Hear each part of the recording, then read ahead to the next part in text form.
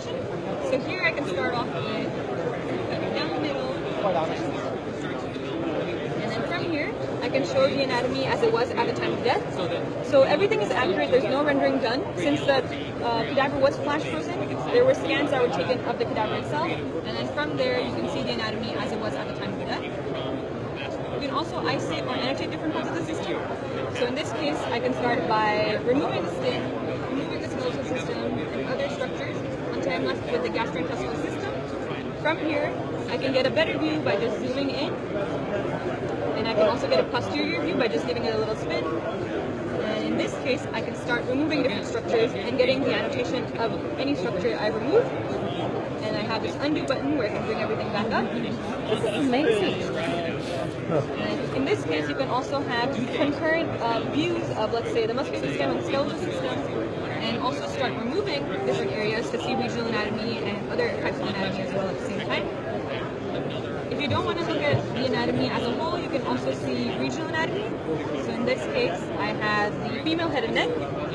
To mimic something that you'd find in surgery, you can also do natural cuts.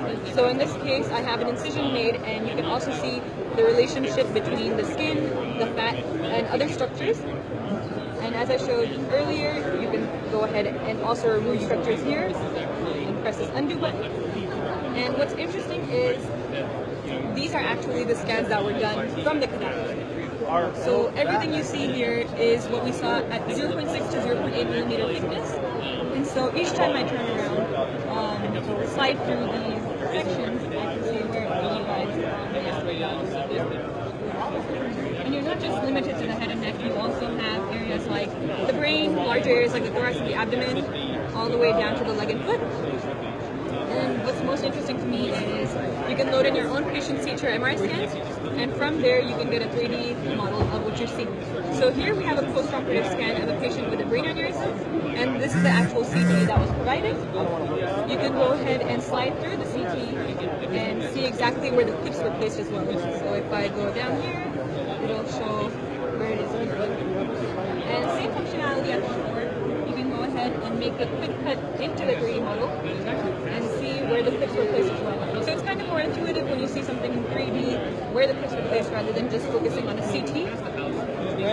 And you can also add in some vasculature if needed. And you can also bring it back down.